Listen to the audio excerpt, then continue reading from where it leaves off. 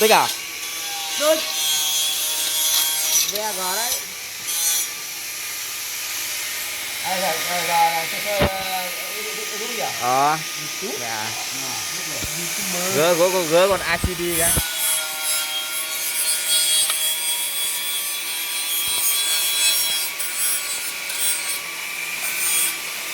Này hồng 3 cam này. đúng rồi. Ánh sáng. Cái gì?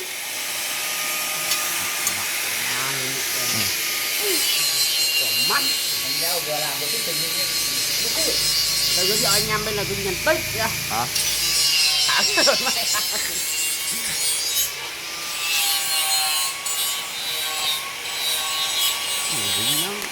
Như này vào 400 một ngày nó thấy được không? Đây ngày công triệu nhá. Hàng này được ngày công triệu à? Bà con đây mà xem này. Cái thằng thợ tôi làm cái này nó bảo ngày công 700-800 thôi. Đây không hàn à? Chỉ đúng à? Là anh Hàn. Đây anh Hàn cứ xem cái bịch này ai công nghệ Hàn rất bí với anh Hàn này.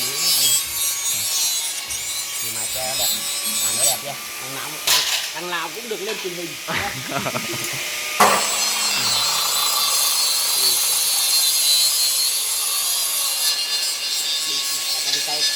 Quay clip với cái gỡ được quay gì với a.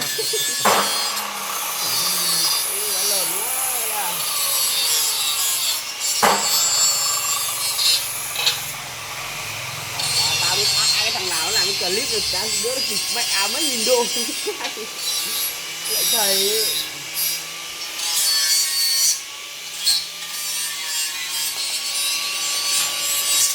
Ủa sao lắp ngược à? Cái mông đó Chẳng lắp ngược á.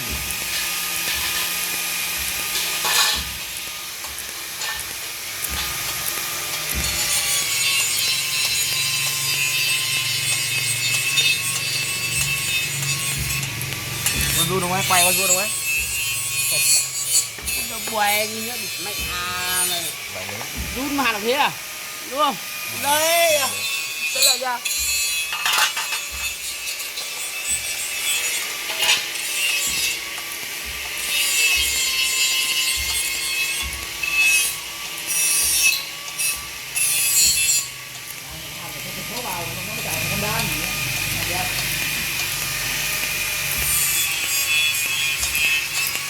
Nó cái đầu buồi nó có giả công buồi nó lựa có hiểu không?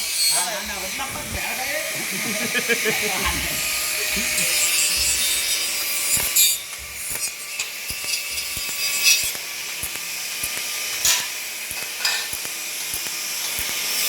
Nhìn có không? Nó không. Nét lẹt hả? Đây bà con ở đây là xem này, thằng sợ tôi Hàn này đòi 700-800 nghìn ngày công thôi. À, có được không? Lúc này đấy nhá. Người ta vì mày tao mới Hàn sớm, không còn đâu tao mới Hàn.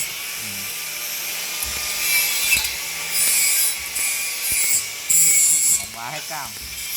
Được cái đầu buồi gì nó lóe tự nhiên mà chứ.